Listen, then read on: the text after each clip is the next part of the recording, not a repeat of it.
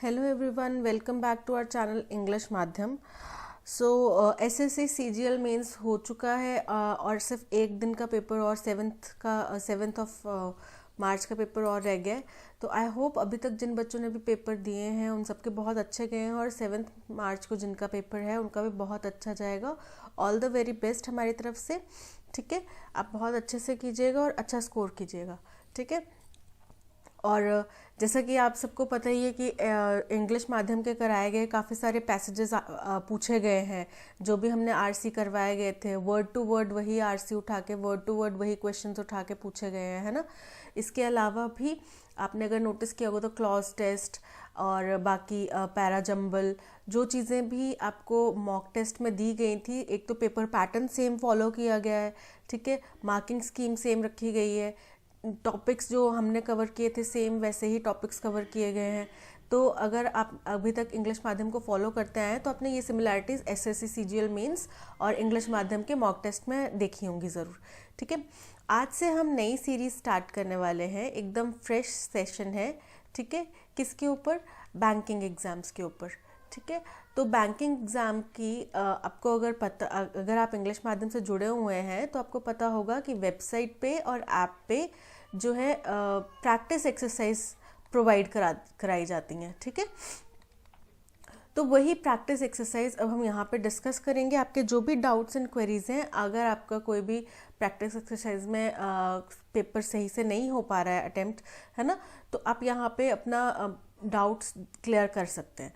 ठीक है, तो इसी के साथ में विदाउट वेस्टिंग फर्दर टाइम आज का सेशन स्टार्ट करते हैं with thought of the day, that is you only fail when you stop trying. यानी कि आपकी हार हारने से नहीं होती, आपकी हार उस टाइम होती है जब आपने कोशिश करना बंद कर दिया। ठीक है, सपोज करो आप इंग्लिश की ही प्रिपरेशन कर रहे हैं। ठीक है, आप एक बार ही अटेम्प्ट दे रहे हैं पेपर। आप अब हम जैसे प्रैक्टिस एक्सरसाइज करवा रहे हैं तो आज जो हम करवा रहे हैं वो प्रैक्टिस एक्सरसाइज 6 करवा रहे हैं।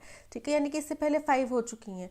अगर आपने फर्स्ट दी, नहीं आपके हो सकता है 25 में से सिर्फ 5 क्वेश्चन सही हुए। सेकंड दी आपने, फिर इन गलतियों के ऊपर आपने ये नहीं कि 5 दे दी 5 क्वेश्चन ठीक है ओके फाइन सेकंड दे देंगे, लेकिन आपने जो 5 क्वेश्चंस आपके सही हुए, बाकी जो 20 गलत हुए आपने उनको एनालाइज किया। ठीक है, आगे बढ़े। तो आपने जो सेकंड टेस्ट अटेम्प्ट करा उसमें हो सकता है आपके 10 क्वेश्चन सही हो, लेकिन अगर आपने यहीं पे हार मान ली, यार 5 ही क्वेश्चन सही हुए, छोड़ मैं एग्जाम ही नहीं देता, तो आप वो एग्ज़ाम कभी क्वालिफाई ही नहीं कर पाएंगे। ठीक है, तो दैट मीन्स आपको कभी भी रुकना नहीं है, छोड़ना नहीं है अपनी प्रिपरेशन को बीच में। ओके, चलिए, तो सबसे पहले जो फर्स्ट क्वेश्चन है ये है जो आरसी बेस्ड। ठीक है, आरसी करवाया गया था उसके ऊपर ये बेस्ड ये क्वेश्चन है। तो इसका पीडीएफ में आपको आरसी पूरा मिल जाएगा। मैं आपको मोटे मोटे तौर पे बता देती हूँ कि आरसी में हमने डिस्कस क्या किया गया। ठीक है, तो ये भी एडिटोरियल से ही लिया गया है आरसी। जो सुप्रीम कोर्ट का एक वर्डिक्ट आया था। ठीक है, अगर आपने जनरल अवेयरनेस आप पढ़ते हैं, न्यूज़पेपर पढ़ते हैं, तो आपको पता होगा कि सुप्रीम कोर्ट का वर्डिक्ट आया था जिसके अनुसार जो इलेक्शन कमीशन के मेंबर्स हैं, ठीक है, इलेक्शन कमीशन है उसके जो मेंबर्स हैं, जितने भी मेंबर्स होंगे, वो जो पहले से चली आ रही प्रक्रिया है उसके अनुसार नहीं सिलेक्ट होंगे, बल्कि एक लॉ बनाया जाएगा। ठीक है, उस लॉ के अकॉर्डिंग ये सिलेक्ट होंगे। और जब तक वो लॉ नहीं बनाया जाता है तब तक 3 मेंबर्स की एक कमिटी बनाई जाएगी। ठीक है, इन 3 मेंबर्स में कौन होंगे? हमारे देश के प्रधानमंत्री, लार्जेस्ट रूलिंग पार्टी जो है, ऑपोजिशन पार्टी जो है लोकसभा में, ठीक है, लोकसभा की लार्जेस्ट ऑपोजिशन पार्टी, या फिर जो सिंगल लार्जेस्ट ऑपोजिशन पार्टी होगी वो। ठीक है, उनके जो प्रेसिडेंट होंगे या मेंबर होंगे वो होंगे सेकंड मेंबर, और थर्ड मेंबर होंगे चीफ जस्टिस ऑफ इंडिया। इन तीनों की मिलीजुली एक कमेटी बनेगी, वो डिसाइड करेगी कि इलेक्शन कमिश्नर कौन होगा, चीफ इलेक्शन कमिश्नर कौन होगा, इलेक्शन कमिश्नर कौन होगा, कौन कौन मेंबर होंगे। ठीक है, इसका पर्पस क्या है? इसका पर्पस है एक पारदर्शिता रखने के लिए। ठीक है, ज़ीरो इफेक्ट हो पॉलिटिक्स का, मतलब इसकी ट्रांसपेरेंसी को बनाने के लिए। इसके अंदर जो आपको बोला जाता है कि थोड़ी सी ऑडिबिलिटी, मतलब अगर मतलब इनके ऊपर क्या ये सही तरीके से काम कर रहे हैं, ठीक है, उन चीज़ों को चेक करने के लिए, चेक रखने के लिए इसको बनाया जा रहा है, ठीक है, ताकि इनके ऊपर पॉलिटिक्स का इन्फ्लुएंस कम हो। ओके, तो ये पैसेज है। और फिर आगे इसके ऊपर क्या प्रोज एंड कॉन्स हैं, पहले क्या स्कीम चल रही थी, पहले किस तरीके से बनाया जाते थे, अब क्या होगा, इसके ऊपर पहले कोई लॉ आया था जो नहीं काम किया, ये सब दिया गया है। तो आप ये पैसेज जो है मैं लिंक डिस्क्रिप्शन बॉक्स में डाल दूंगी, इसका ऑडियो आप पूरा देख सकते हैं, सुन सकते हैं ऑडियो, ठीक है। उसके अलावा आप पैसेज भी PDF में देख सकते हैं, ठीक है। पहला क्वेश्चन है, what was the supreme court of India's verdict regarding the appointment of election commissioners. बोले इलेक्शन कमिश्नर्स के अपॉइंटमेंट के लिए सुप्रीम कोर्ट ऑफ इंडिया का क्या वर्डिक्ट आया था। अब मैंने आपको बताया यही वर्डिक्ट आया था कि पुरानी प्रक्रिया से नहीं होगा, 3 मेंबर्स की कमेटी बनाई जाएगी, उसमें कौन कौन होंगे, PM, लोकसभा के लार्जेस्ट पार्टी के, ऑपोजिशन पार्टी के मिनिस्टर और चीफ जस्टिस ऑफ इंडिया, ठीक है। अब देख लेते हैं options. The power to appoint election commissioners has been taken away from the executives, ठीक है। बोल रहे हैं कि जो इलेक्शन कमिश्नर्स को अपॉइंट करने की पावर है वो एग्जीक्यूटिव से ले ली गई है। ये सही है, बिल्कुल यही किया गया है, ठीक है, क्योंकि पहले की प्रक्रिया में एग्जीक्यूटिव्स के ऊपर ही पावर थी कि इलेक्शन कमिश्नर्स किसको बनाया जाए, ठीक है, अब वो हटा दी गई है। The president will continue to appoint election commissioner on the advice of prime minister। बोल रहे हैं प्रेसिडेंट भी कंटिन्यू रखेंगे इलेक्शन कमिश्नर को अपॉइंट करना, लेकिन सलाह करेंगे किससे, प्रधानमंत्री से। ऐसा नहीं हुआ, ठीक है। The chief justice of India will have the sole authority to appoint election commissioners. बोले चीफ जस्टिस ऑफ इंडिया के पास एक मतलब उनसे केवल उन्हीं के पास ये अधिकार होगा कि इलेक्शन कमिश्नर्स को अपॉइंट करें। ये भी गलत है, 3 मेंबर्स की कमेटी बनेगी, ठीक है। Election commissioners will be elected by public vote. बोल रहे इलेक्शन कमिश्नर भी पब्लिक वोटिंग के द्वारा चुने जाएंगे, तो ये भी गलत है, ठीक है। That means option A is correct.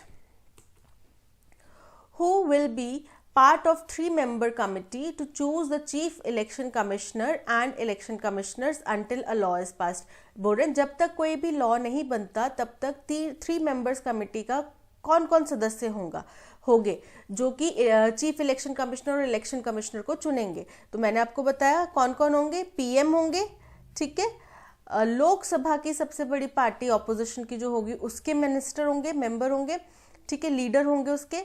दूसरा अब ध्यान रखना राज्यसभा और लोकसभा, यहाँ पे लोकसभा की बात की गई है, ठीक है। और थर्ड जो होंगे प्लस वो होंगे चीफ जस्टिस ऑफ इंडिया, ठीक है। ऑप्शंस देख लेते हैं, the prime minister, the president and the chief justice. गलत हो गया क्योंकि प्राइम मिनिस्टर सही है, चीफ जस्टिस ऑफ इंडिया सही है, लेकिन प्रेसिडेंट नहीं होंगे, ठीक है। The prime minister, the leader of opposition इन राज्यसभा। पूरे लीडर ऑफ ऑपोजिशन जो होंगे राज्यसभा में, ये भी गलत हो गया, हमने पता किया कि लोकसभा में होंगे, ठीक है, या फिर सिंगल लार्जेस्ट पार्टी के जो ऑपोजिशन की पार्टी होगी उसके लीडर होंगे। उसके अलावा चीफ जस्टिस, तो प्राइम मिनिस्टर सही है, चीफ जस्टिस सही है, लेकिन राज्यसभा के लीडर होंगे जो ऑपोजिशन के, वो गलत हो गया, तो ये भी गलत है। The prime minister, the leader of single largest opposition party, ठीक है, and the chief justice of India, ये सही है, prime minister, single largest opposition party के लीडर और chief justice of India. So option C is correct. What was the Supreme Court of India's verdict regarding the appointment of election commissioner? Election commissioner के appointment के regarding उनका क्या verdict था? क्या verdict था उनका?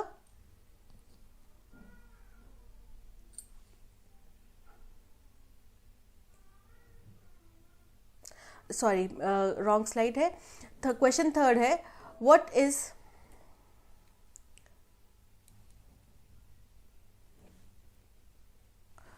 What is the main purpose of Election Commission of India? बोल रहे इलेक्शन कमीशन का मेन पर्पस क्या है। क्या है मेन पर्पस इलेक्शन कमीशन का? कि निष्पक्ष और एकदम पारदर्शी, एकदम साफ सुथरे इलेक्शंस कंडक्ट करवाना, ठीक है। तो देखते हैं, to appoint the chief election commissioner and election commissioners. क्या उनका यही मकसद है कि इलेक्शन कमीशन का यही मकसद है कि इलेक्शन कमिश्नर और election commissioners, chief election commissioners को अपॉइंट किया जाए? नहीं, ये तो गलत है, ये तो उसका पार्ट है, इलेक्शन कमीशन का पार्ट है। To ensure free and fair elections, बिल्कुल सही, to ensure free and fair elections, यही उसका मकसद है। What is the significance of the Supreme Court of India's recent verdict on the manner of choosing members of Election Commission of India? बोल रहे election commission of India के members को चुने जाने के लिए सुप्रीम कोर्ट का क्या वर्डिक्ट आया था कि किस तरीके से उनके मेंबर्स चुने जाने चाहिए। ठीक है, तो पहला ऑप्शन है it increases the executives power over the election watchdog. बोल रहे उन्होंने इलेक्शन वॉचडॉग के ऊपर जो एग्जीक्यूटिव्स की पावर है वो बढ़ा दी, जबकि ये गलत है, एग्जीक्यूटिव्स की पावर कम कर दी गई है। It reinforces the convention that Prime Minister selects high-ranking civil servants to advise the President। बोल रहे हैं कि ये इस बात को, ये जो विचार है, ये जो विचारधारा है कि प्राइम मिनिस्टर का हाथ होता है, सबसे ज़्यादा हाथ होता है हाई रैंकिंग जो ऑफिशियल्स हैं, हाई रैंकिंग सिविल सर्वेंट्स हैं, उनको चुनने में वही एडवाइस करते हैं। अब हम बोल तो दे कि प्रेसिडेंट ने चुना है, लेकिन वो प्राइम मिनिस्टर की सलाह के बिना नहीं हो सकता। इस विचारधारा को और मजबूत कर देती है ये बात। ठीक है, तो ये सही आ रहा है, ऐसा ही कर रही है वो बात से थोड़ा सा। ठीक है, लेकिन आगे भी देखते हैं। It preserves the independence of ECI by taking away the executive sole power to appoint members and creating a selection commission.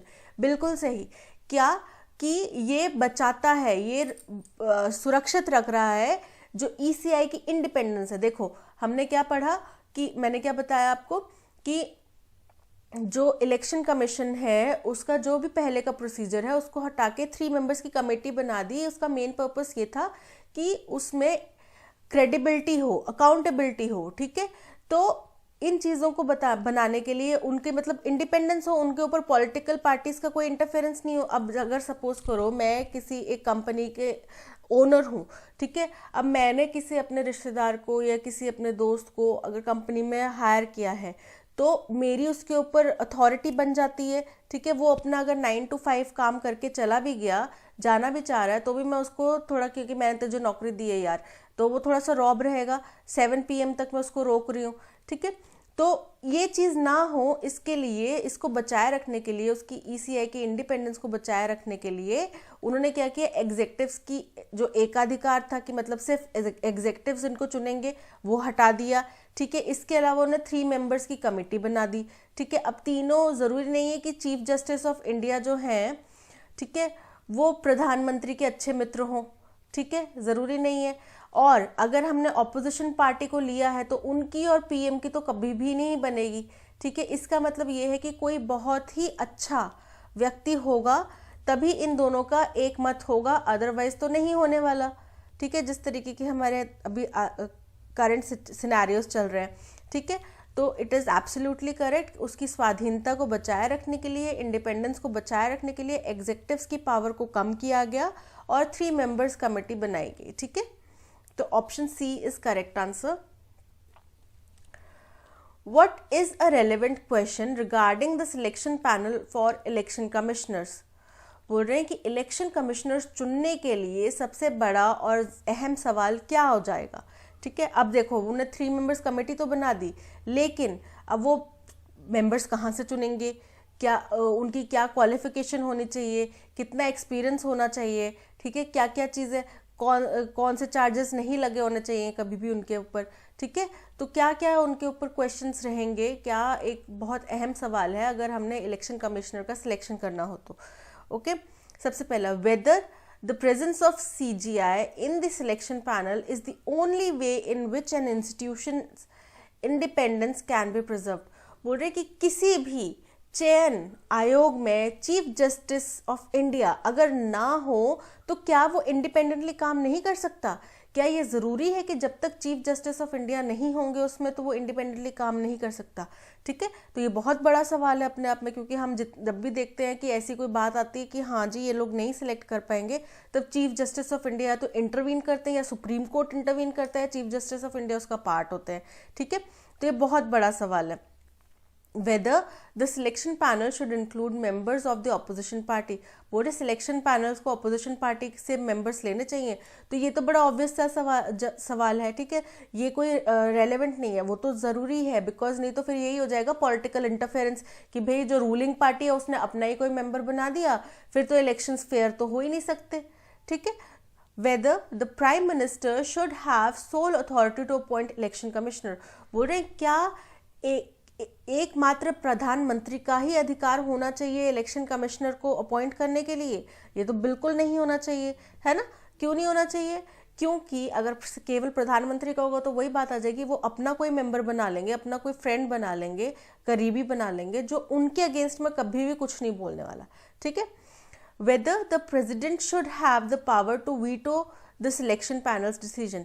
अब ये भी बड़ा अहम सवाल है वैसे तो, कि प्रेसिडेंट के पास वीटो पावर होनी चाहिए अगर कोई भी ऐसा मतलब सपोज करो कि उन तीनों ने कोई मेंबर सिलेक्ट कर लिया, ठीक है, लेकिन प्रेसिडेंट उसके ऊपर वीटो लगा दे कि नहीं मुझे ये मेंबर पसंद नहीं है, he is not the suitable person, ठीक है, तो क्या प्रेसिडेंट के पास में ऐसी कोई पावर होनी चाहिए? ठीक है, बट ये पैसेज में हमने ऐसा कुछ डिस्कस नहीं करा, ठीक है, तो option A is the correct answer. Whether कि चीफ जस्टिस के बिना कोई भी इंडिपेंडेंस स्वाधीनता से नहीं चल सकता कोई भी इंस्टीट्यूशन या किसी भी इंस्टीट्यूशन का सिलेक्शन जो है, ठीक है। अब question 6, select the best express synonym of the given word. Word है बिहोल्डन। अब बिहोल्डन का मतलब क्या होता है, ठीक है, पहले हम वो डिस्कस कर लेते हैं, उसके बाद में आगे चलते हैं। So first word is beholden. Beholden मतलब ऑब्लाइज्ड, ठीक है, ड्यूटी बाउंड। हिंदी में बोलें तो किसी के अधीन, ठीक है, अधीन होना, अधीन, ओके। अब कॉन्स्पिशियस का मतलब होता है क्लियर, विजिबल, ओके, एकदम साफ दिखाई देना, ऑब्वियस, अपेरेंट, ठीक है। कंसर्न्ड का मतलब होता है चिंतित होना। डिटेरियोरेशन का मतलब होता है किसी चीज की, मतलब किसी की हालत खराब हो जाना, डिक्लाइन हो जाना, है ना, कि उसकी कंडीशन बहुत खराब हो गई है, his condition is deteriorating day by day, ठीक है, हालत खराब होना मतलब किसी भी चीज में गिरावट आना या खराब होना, ओके, खराब। अब बिहोल्डन के वर्ड के मीनिंग में ही हमने देख लिया ऑब्लाइज्ड, तो इसका सिनोनिम क्या होगा, डी ऑब्लाइज्ड, ठीक है। रेसिप्रोसिटी। रेसिप्रोसिटी का मतलब होता है कि जैसा सामने से आ रहा है वैसा ही आप दे रहे हैं, ठीक है, यानी कि म्यूचुअल है, ठीक है, म्यूचुअल, एक जैसा, दोनों तरफ से, ठीक है, दोनों तरफ से same.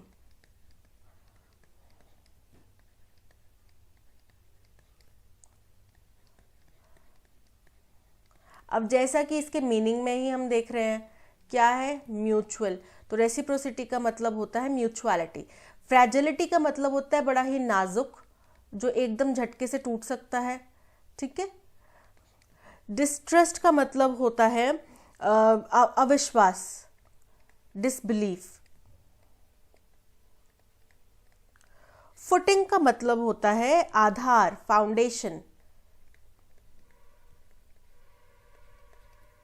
Okay, so mutuality is the correct answer. Infirmity. अब इनफर्मिटी का मतलब होता है लैक ऑफ स्ट्रेंथ, यानी कि आत्मविश्वास, आत्मविश्वास नहीं, वीकनेस, कमजोरी, ठीक है।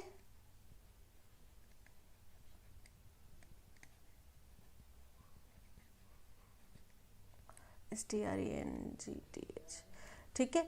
अब वीकनेस का मतलब भी होता है lack of strength, okay, so option A is correct answer. Deficit का मतलब होता है किसी चीज की कमी, ठीक है। अब इसमें ही इज विटामिन सी डेफिसिट, मतलब उसमें विटामिन सी की कमी है, ठीक है।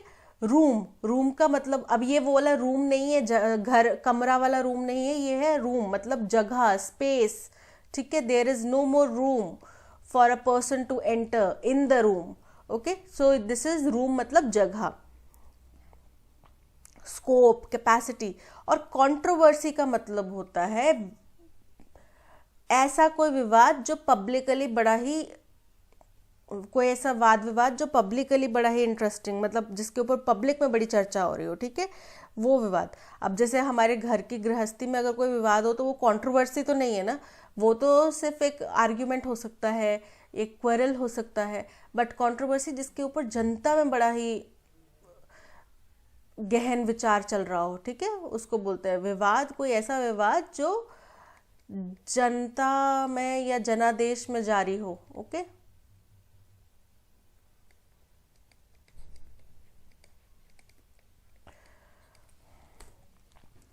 Question 9. Idioms and phrases.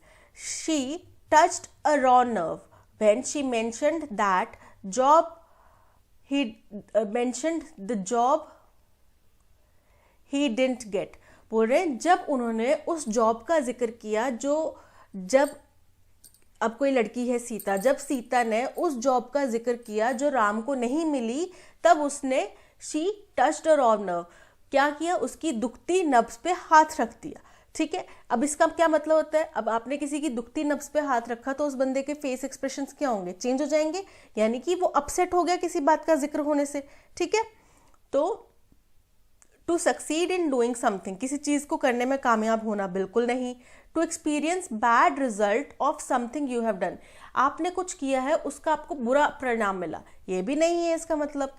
To upset someone by mentioning something, ठीक है, ये इसका मीनिंग है, यानी कि दुखती नफ्स पे हाथ रख देना, यानी कि उसको उदास कर देना, कैसे, किसी चीज का जिक्र करके। So option C is the correct answer.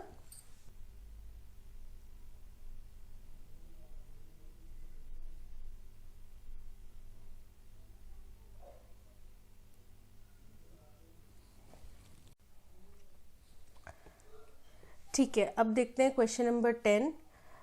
To statements are given below which are jumbled in any random order. ठीक है, समझ में आ गया, दो स्टेटमेंट्स हैं जो रैंडम ऑर्डर में जम्बल्ड है। The statements will form a coherent and meaningful paragraph, ये एक मीनिंगफुल और कोहेरेंट पैराग्राफ, मतलब दोनों आपस में इंटरलिंक्ड है, एक मीनिंगफुल पैराग्राफ बनाएंगी।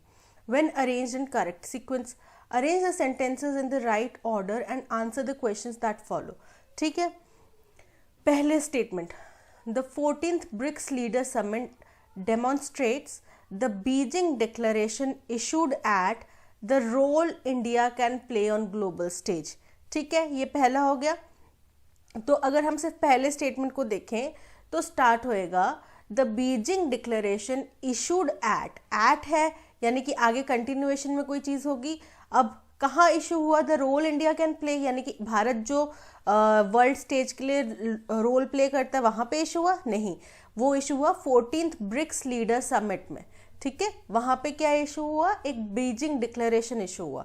ठीक है, यानी कि B then A and then C demonstrates the role India can play on global stage. वो बोल रहे हैं कि बीजिंग डिक्लेरेशन जो इशू हुआ 14th ब्रिक्स लीडर समिट में, उसने ये चीज उजागर करी, जाहिर करी कि इंडिया क्या रोल प्ले करता है ग्लोबल स्टेज पे। ठीक है, अब नेक्स्ट स्टेटमेंट आते हैं, China and Russia should not have any anti Europe or anti US reference in that the outcome of a group that includes any shape और form is to India's credit. बोल रहे हैं global stage पे भारत क्या role है, that the outcome of a group that includes, अब कि ये साबित जाहिर कर दिया है कि ग्लोबल स्टेज पे इंडिया का क्या रोल है, जैसे कि जो किसी भी ऐसे ग्रुप में जिसमें इंक्लूड किए जा रहे हैं, जिसमें शामिल हैं कौन कौन, China and Russia, should not have, ठीक है, जिसमें चाइना और रशिया शामिल हों, उसमें बिल्कुल भी ये नई चीज नहीं होना चाहिए, क्या, anti Europe or anti US reference, कि जिस ग्रुप में चाइना और रशिया, अब आपको पता है चाइना का किससे दुश्मनी है, यूएस से दुश्मनी है, रशिया की यूरोप से दुश्मनी है, तो वो बोल रही, और रशिया की यूएस से भी दुश्मनी है। तो अगर चाइना और रशिया शामिल हैं, अब आप सोचो कि आपका कोई फ्रेंड है, आपके दो फ्रेंड्स हैं ए और बी। ठीक है, अब आप जब ए के साथ में बात कर रहे हो तो ये मेक श्योर करना कि बी के बारे में कोई भी नेगेटिव बात ना हो। ठीक है, आपकी किसी भी कॉन्वर्सेशन के दौरान, और जब आप बी से बात कर रहे हैं तब आपकी कॉन्वर्सेशन के दौरान ए के बारे में कोई भी नेगेटिव बात ना हो। ठीक है, ये मेक श्योर किसने किया कि जब चाइना और रशिया एक ग्रुप का पार्ट है और फिर भी anti Europe or anti US कोई भी रेफरेंस नहीं दिया गया, तो इसका सीधा सीधा श्रेय किसको जाता है, एनी शेप और form is to India's credit. तो किसी भी तरह से उनका जिक्र नहीं हुआ, एंटी यूरोप या एंटी यूएस बातों का जिक्र नहीं हुआ, इसका सीधा सीधा श्रेय जाता है इंडिया को। ठीक है, यानी कि नेक्स्ट बन जाता है FDEG। ठीक है, अब ये दोनों चीजें कहाँ पे शामिल हो रही हैं? FDGE गलत हो गया, ऑप्शन सी BACFDEG। ठीक है, ये था। In the following question 2 statements and 5 connectors are given. ठीक है, 2 स्टेटमेंट्स और 5 कनेक्टर्स दिए हैं। अब क्या करना है? दोनों स्टेटमेंट्स को कनेक्ट करना है। Only one of the connectors from those given can be use to combine the given 2 statements into 1 sentence without changing the meaning, और उसका मीनिंग भी चेंज नहीं होना चाहिए। Choose that connector as your answer. अपना answer choose करें उस connector के रूप में। अब पहला statement, samples from the suspected patients have been taken and sent to China. बोल रहे हैं जो भी जिनके ऊपर भी आशंका है कि ये पेशेंट है, ठीक है, उनके सैंपल्स लिए गए और भेजे गए चाइना में फॉर कंफर्मेशन, पुष्टि करने के लिए। ठीक है, क्यों भेजे गए? क्योंकि there are no laboratories in Pakistan equipped to diagnose the pathogen. बोल रहे हैं क्योंकि इस बीमारी के या इस जो भी पेशेंट है जिसके भी सैंपल लिए गए हैं उसको पता लगाने के, डायग्नोस करने के वहाँ पे कोई भी लेबोरेटरीज नहीं है। कहाँ पे नहीं है? पाकिस्तान में। तो अब अनलाइक का मतलब होता है कि उसके विपरीत। ठीक है, जैसा कि उसका प्राकृतिक प्रक्रिया है उसके विपरीत उसने ये काम किया, नहीं आ सकता, कैंसिल हो गया। दो बोल रहे हैं कि हालांकि ये चीज हो चुकी है। ठीक है, तो यहाँ पे ये भी गलत हो गया। येट सेम कि yet there is another chance, मतलब कि फिर भी हमारे पास एक गुंजाइश बची है, तो येट भी चेंज हो गया। एज, ठीक है, एज बोल रहे samples from suspected patients have been taken and sent to China for confirmation as, क्योंकि there are no laboratories in Pakistan equipped to diagnose the pathogen. यानी कि D as is the correct answer, क्योंकि as यहाँ पे resonate कर रहा है किस चीज को? क्योंकि। ठीक है, क्योंकि पाकिस्तान में कोई भी लैब नहीं है जो उनका आइडेंटिफाई कर पाए। ओके, अब read the given sentence to find out whether there is any grammatical error in them. पहला स्टेटमेंट है, banks are on the verge of facing a formidable challenge of losing over 50% of their employees due to retirement. अब यहाँ पे या तो ए में error है। देखो, banks are on verge, banks एकदम कगार पे खड़े हैं। किस चीज की कगार पे खड़े हैं? और फेजिंग अ फॉर्मिडेबल चैलेंज, एक ऐसा चैलेंज उनकी तरफ आ रहा है जिसको वो अवॉइड नहीं कर सकते। ठीक है,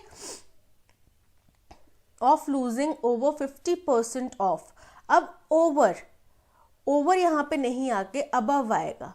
ठीक है, अबव क्यों आएगा? अब आप बोलोगे कि मैम ओवर का मतलब भी तो वही होता है, अबव का मतलब भी तो वही होता है। लेकिन जब हमारे पास एक न्यूमेरिक टर्म है जिसके अंदर हम कोई भी लेवल बताना चाह रहे हैं, ठीक है, नंबर्स में हम बात कर रहे हैं, लेवल से बात कर रहे हैं, तो हम बात करेंगे किसकी? अबव की। तो यहाँ पे ओवर की जगह क्या आएगा? अबव। ओके, दैट मीन्स सी में हमारे हाँ जी, सी में एरर है। Okay, not only has the commerce ministry fixed extraordinarily minimum prices for onion exports। अब देखो, सबसे बड़ी चीज, अनियन कॉमन नाउन है, ठीक है, सिंगुलर है, ठीक है, एक ही कमोडिटी की बात हो रही है, तो प्राइसेस कैसे आएगा?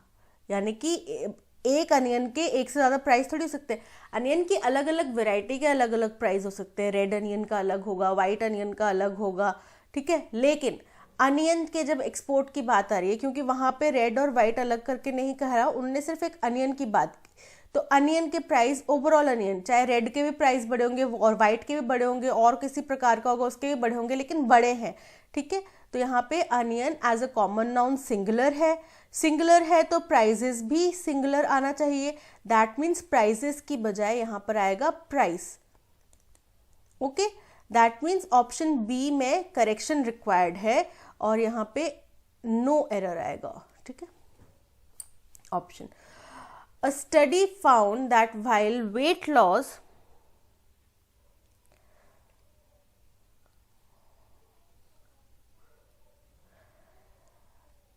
via surgery may improve knee pain in obese patients, बोल रहे एक स्टडी में ये पाया गया कि सर्जरी के द्वारा नी पेन जो है, अगर हम सर्जरी के द्वारा वेट लॉस करवाते हैं, क्या होता है, लिपोसक्शन वगैरह कुछ ट्रीटमेंट्स होते हैं ना, या फिर फैट रिडक्शन ट्रीटमेंट होते हैं कुछ, जिनमें आपका ऑपरेशन के द्वारा किया जाता है वेट लॉस, ठीक है। तो नी पेन में, ओबीस पेशेंट्स में नी पेन में there may be permanent damage to knee, या तो वो नी पेन को इम्प्रूव कर सकता है या फिर परमानेंटली डैमेज भी कर सकता है फ्रॉम बीइंग सीवियर ओवरवेट। अब सीवियर क्या है, सीवियर एडजेक्टिव है, लेकिन ओवरवेट हम बात कर रहे हैं तो हम उसकी क्वालिटी बताएंगे, यानी कि यहाँ पे एडवर्ब आएगा, ठीक है। ये वर्ब का अगर उसका पार्ट, अगर क्वालिटी बताने जा रहे हैं तो क्या आएगा, एडवर्ब आएगा, यानी कि वो सीवियरली ओवरवेट हो तो उसकी नी परमानेंटली डैमेज भी हो सकती है, ठीक है। तो यहाँ पे आएगा severely. In order to streamline the movement of vehicles during the festival, traffic police have chalked out diversion plans। बोल रहे हैं कि फेस्टिवल्स के दौरान में व्हीकल मूवमेंट्स को एकदम दुरुस्त बनाए रखने के लिए ट्रैफिक पुलिस ने कुछ चॉक आउट करना, मतलब जैसे आपने देखा होगा सड़कों पे निशान लगा दिए जाते हैं कि यहाँ से नहीं, आप यहाँ से डाइवर्जन ले लो, ठीक है, ये रास्ता ले लो। पहले हो सकता है रास्ता इस तरफ हो, लेकिन आपको बताया गया कि इधर से चला जाना है, ठीक है। तो वो उनने कुछ डाइवर्जन प्लान्स बनाए हैं, ठीक है। तो आप बताओ इस स्टेटमेंट में कोई एरर है? बिल्कुल नहीं, ये पूरा स्टेटमेंट करेक्ट है, इसमें नो एरर है। Find out the misspelled word, ठीक है। अब इनमें हमें बताना है कि वो वर्ड जिसकी स्पेलिंग गलत है। स्टेशनरी, अब आपको पता है स्टेशनरी की स्पेलिंग क्या होते हैं, हम बहुत टाइम से स्टेशनरी यूज करते आए हैं, ठीक है। स्टेशनरी, तो आई नहीं आएगा इसमें, यानी कि सबसे पहला option A is the correct answer. Ransack, eventually, convenience, तीनों सही है स्पेलिंग।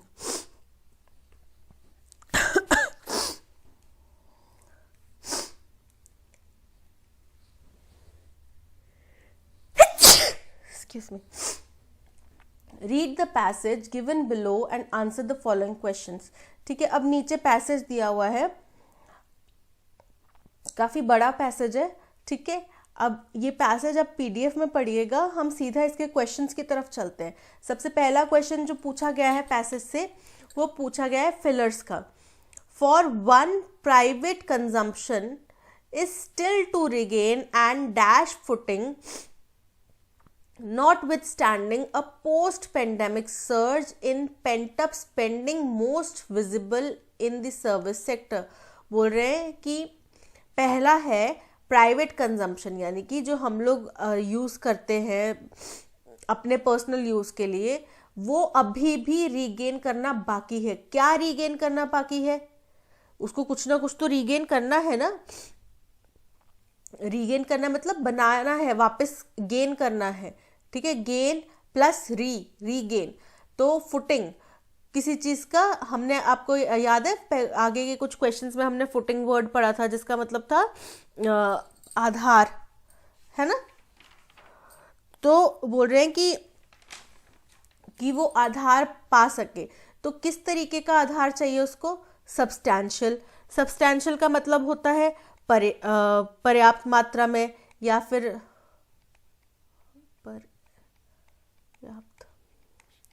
एंड्योरिंग का मतलब होता है कि काफी लंबे समय के लिए, है ना। तो हमें तो अब लंबे समय के लिए चाहिए कि देखो ऐसा हो रहा है कि अगर ये अप डाउन चला हुआ है तो उससे हमारी लाइफ में स्टेबिलिटी नहीं आ जाएगी, नहीं आ सकती। हमें चाहिए कि लंबे टाइम तक एक या तो ग्रो हो या फिर सस्टेन्ड रहे, ठीक है, एक ही लेवल पे रहे। तो एंड्योरिंग क्रिटिकल का मतलब होता है महत्वपूर्ण, और एडवर्स का मतलब होता है बड़ा ही खराब, प्रतिकूल, विपरीत। ओके, तो enduring, second option enduring is the correct answer, so only B only 2 is correct.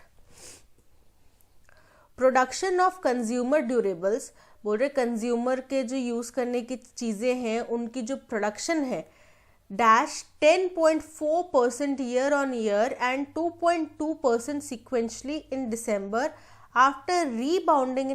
अब यहाँ तक की स्टेटमेंट दिसंबर तक से हमें समझ में आ रहा है या तो वो बढ़ा है या कम हुआ है, ठीक है, उसके कुछ कमी या बढ़ोतरी में से कुछ जिक्र है, ठीक है। अब आगे पढ़ते हैं, आफ्टर रीबाउंडिंग इन नवंबर फॉलोइंग फेस्टिवल डिमांड। अब रीबाउंडिंग मतलब जो बढ़ोतरी हुई थी, ठीक है, ग्रोथ हुई थी, ठीक है, कुछ दोबारा से बाउंस बैक आया था, तो डेफिनेटली इससे बढ़ोतरी हुई थी फेस्टिवल्स के दौरान, उससे वापस ये क्या हो गया, चेंज हो गया। तो चेंज हो गया मतलब कुछ कमी हुई है, ठीक है। तो थ्रेटन मतलब किसी को डराना, ठीक है, खतरे में डालना। डिफेंड मतलब अपना बचाव करना। फर्वर का मतलब होता है जोश या उत्साह, ठीक है, और श्रैंक मतलब सिकुड़ जाना या कम हो जाना। तो यहाँ पे क्या हुआ है, कंज्यूमर ड्यूरेबल्स की प्रोडक्शन जो है श्रैंक हुई है, यानी कि कम हुई है। कितना श्रैंक 10.4% ईयर ऑन ईयर, यानी कि साल दर साल वो 10.4% कम होती गई है, और 2.2% सिक्वेंशली इन दिसंबर, और दिसंबर में देखें तो उसमें 2.2% कम हो गई है, ठीक है, जो कि नवंबर के महीने में जहां पे फेस्टिवल्स की डिमांड की वजह से बढ़ी थी, उससे मतलब रीबाउंड हुई थी। ओके, यानी कि only 4 is the correct answer, which means C is the correct answer.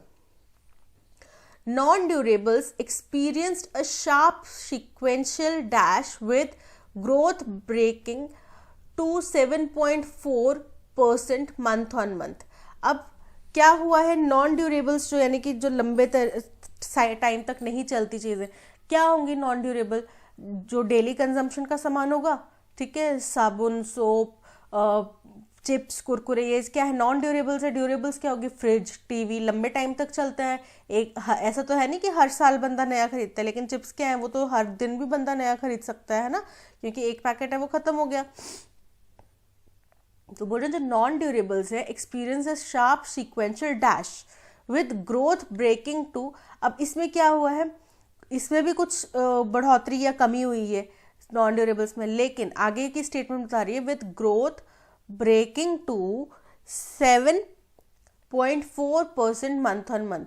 जो उसकी ग्रोथ है वो रुक गई है 7.4% मंथ ऑन मंथ पे। उसके बाद क्या हुआ है, ये या तो बढ़ी है या कम हुई है, या स्पीड कम हुई है, कुछ हुआ है। एश्योरेंस मतलब होता है किसी को निश्चिंत कर देना, आश्वासित कर देना, मतलब एकदम उसको आश्वासन दे देना। डिसेलरेशन का मतलब होता है स्पीड में कमी, कि आपकी एक्सेलरेशन को कम किया गया, यानी कि स्पीड में कमी यानी कि गिरावट, ठीक है। एलिवेशन का मतलब होता है पदोन्नति, बढ़ोतरी, ठीक है। कन्फ्लिक्ट का मतलब होता है कन्फ्लिक्ट होता है विवाद, दो पद ग्रुप्स के बीच में कन्फ्लिक्ट हो गया, ठीक है, विवाद हो गया, तो कन्फ्लिक्ट का मतलब होता है विवाद। तो इसमें ऑप्शन 2 डीएसेलरेशन, सीक्वेंशियल डीएसेलरेशन, उसमें भी एकदम तीखी कमी आई है, बजाय इसके कि मंथ ऑन मंथ उसकी ग्रोथ रुकी हुई थी 7.4% पे, मतलब 7.4% कम से कम वो मंथ ऑन मंथ इंक्रीज कर रहा था। सो सेकंड करेक्ट है, यानी कि only B is the correct answer.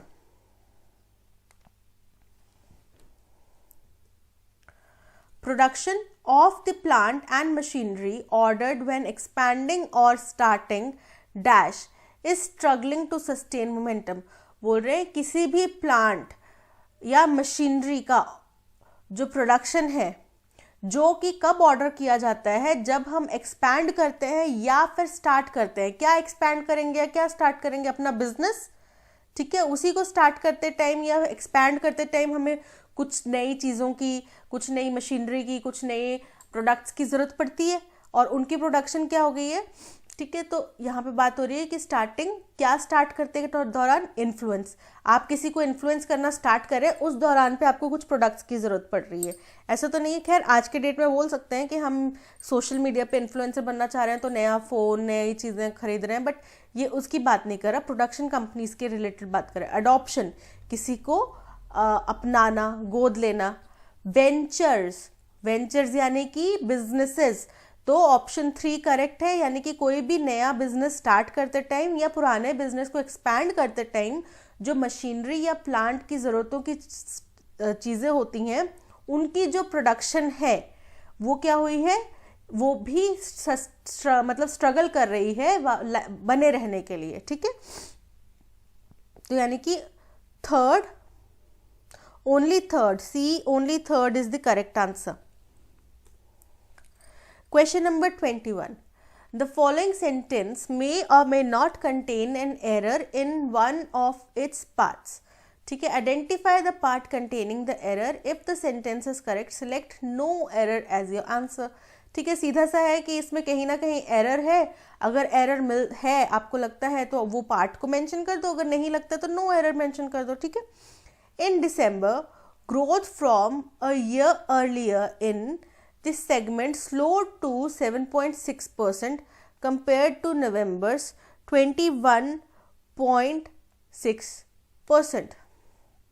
अब यहाँ पे एरर क्या है, यहाँ पे एरर है कि compared to जो है वो होता है जब हम किन्हीं दो असमान चीज़ों की बात कर रहे हो, ठीक है।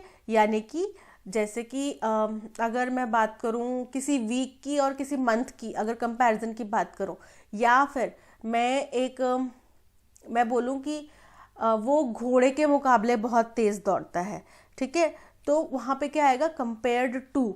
लेकिन जब दो समान चीज़ों की, यानी कि राम और श्याम की रेस हुई, उसमें Ram was running fast comparing to Shyam, ठीक है। यानी कि जब दो समान चीज़ों की बात हो रही है, तुलना की बात हो रही है, तो कंपेयर टू की बजाय कंपेयरिंग टू आता है, ओके। यानी कि कंपेयरिंग टू, यानी कि डी पार्ट में एरर है, कंपेयर टू नहीं आके कंपेयरिंग टू आएगा, बिकॉज 2 मंथ्स की हम लोग प्रोग्रेस की बात कर रहे हैं ना, तो D is the correct answer.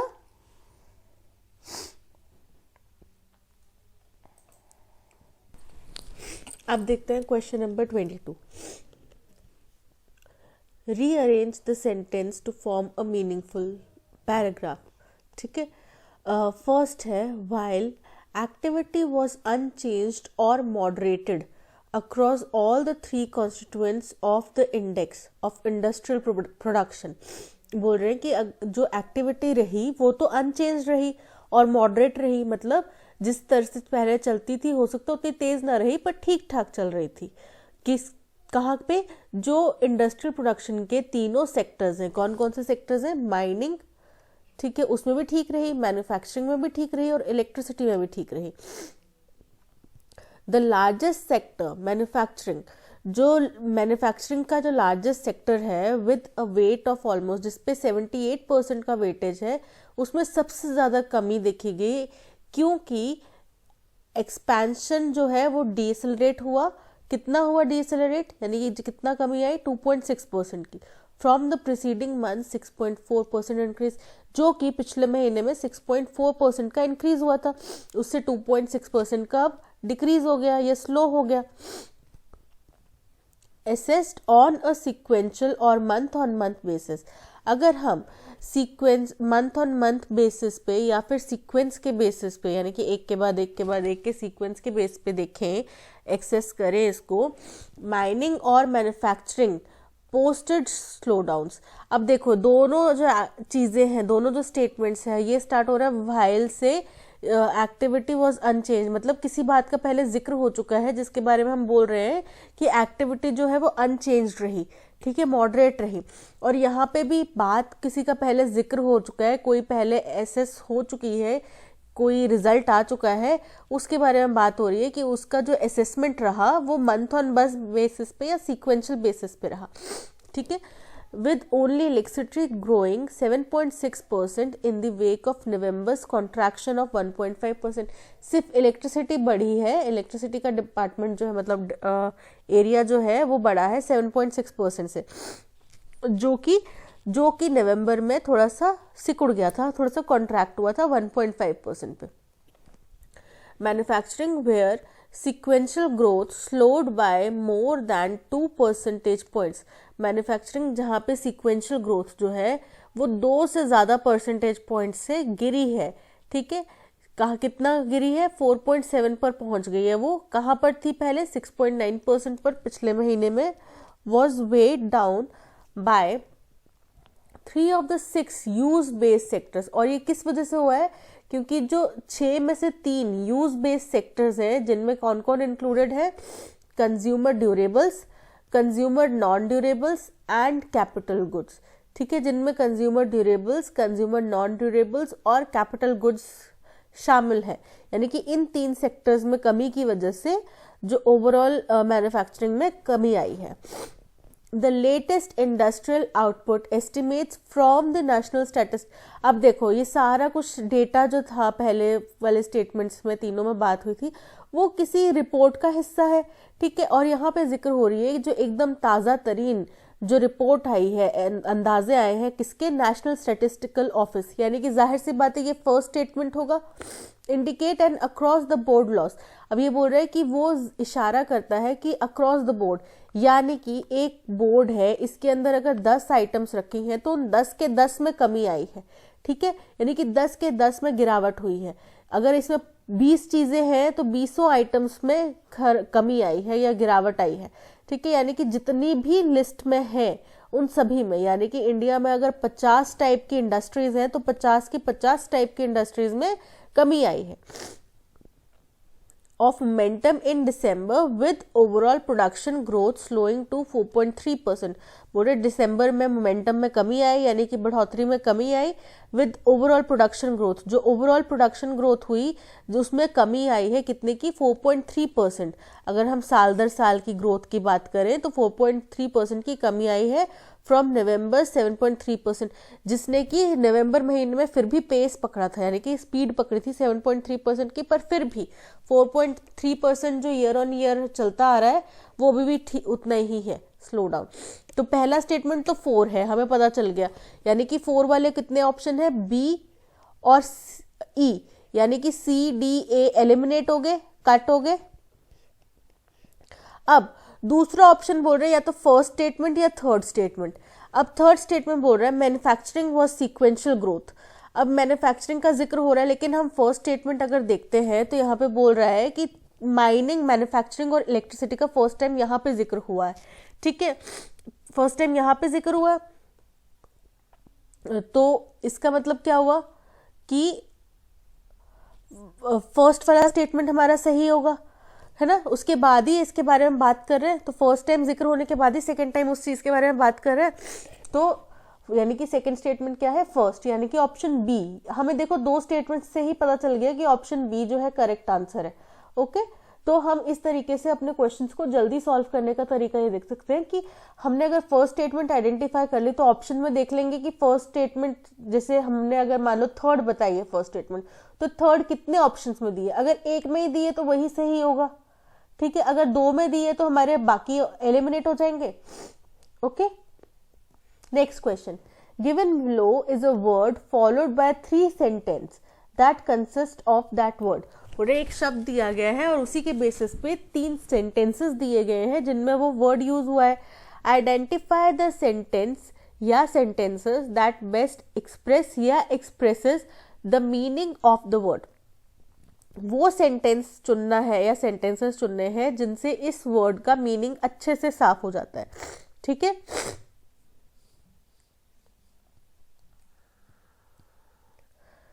First word है ड्रैग.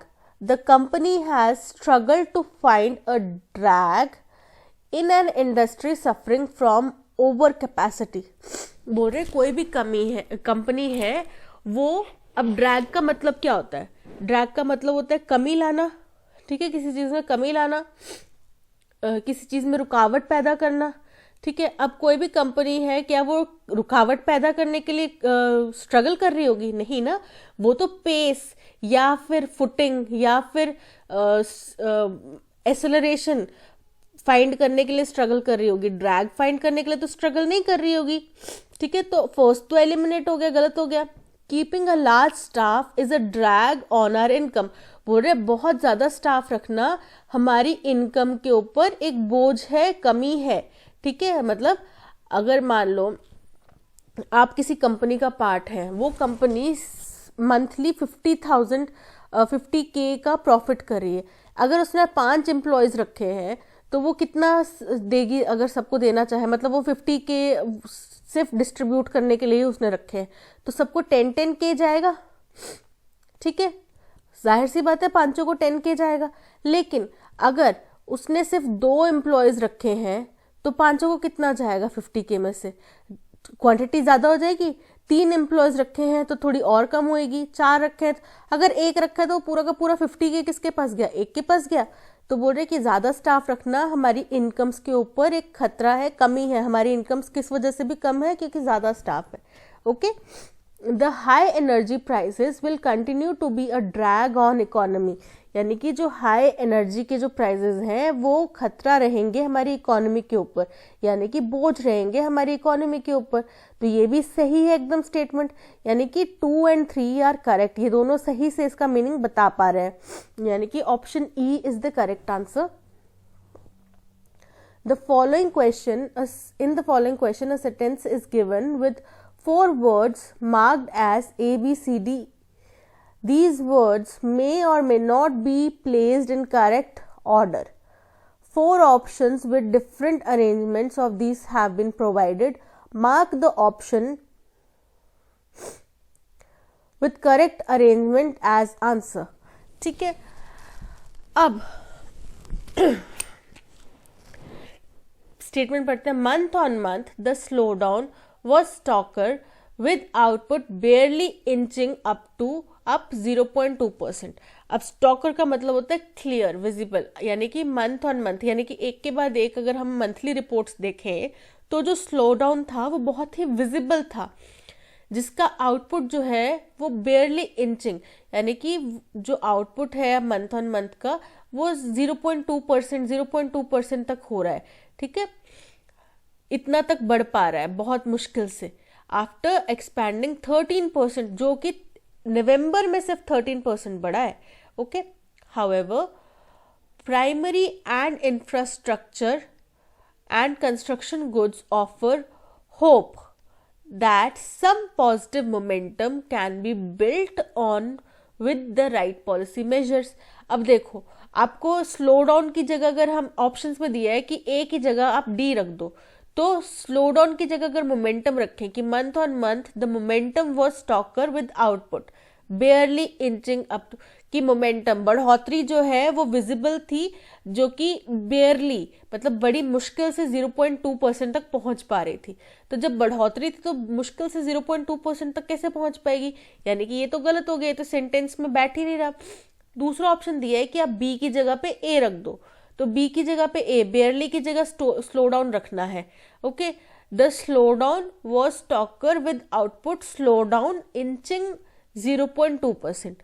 तो ये भी गलत हो गया कि आउटपुट जो है वो भी स्लो डाउन ही है, तो बी भी गलत हो गया। सी की जगह डी रखना है। अब सी है होप और वहां पे रखना है momentum. Goods offer momentum that some positive hope can be built on with right policy. बोल रहे कि गुड्स ने हमें एक मोमेंटम दिया, एक बढ़ोतरी दी। गुड्स ने हमें, कंस्ट्रक्शन गुड्स ने हमें एक उम्मीद दी, ना कि बढ़ोतरी दी। ठीक है, तो ये भी गलत हो गया।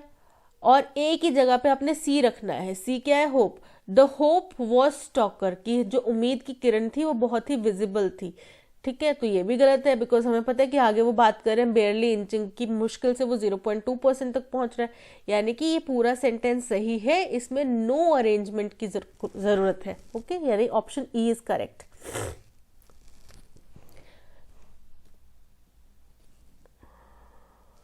Okay, 25. Fill the appropriate preposition in the given blank. I got scared the sound of bomb blast. अब हम क्या बोलते हैं, स्केर्ड ऑफ, ठीक है, हमें पता है कि एक वर्ड है स्केर्ड होता है, मतलब ये स्केर्ड एक एडजेक्टिव है और इसके साथ में हमेशा जो प्रपोजिशन यूज होता है वो ऑफ यूज होता है, ठीक है, यानी कि option A scared of is the correct answer. तो आज के सेशन में इतना ही, नेक्स्ट सेशन में मिलेंगे विद न्यू प्रैक्टिस एक्सरसाइज। आप प्ले स्टोर से हमारी ऐप डाउनलोड कर सकते हैं, ठीक है, और वेबसाइट का लिंक आपको डिस्क्रिप्शन में मिल जाएगा। इस सेशन का जो आरसी है उसका लिंक आपको, उसके ऑडियो का लिंक आपको डिस्क्रिप्शन में मिल जाएगा, ठीक है। आज के सेशन में इतना ही, थैंक यू सो मच।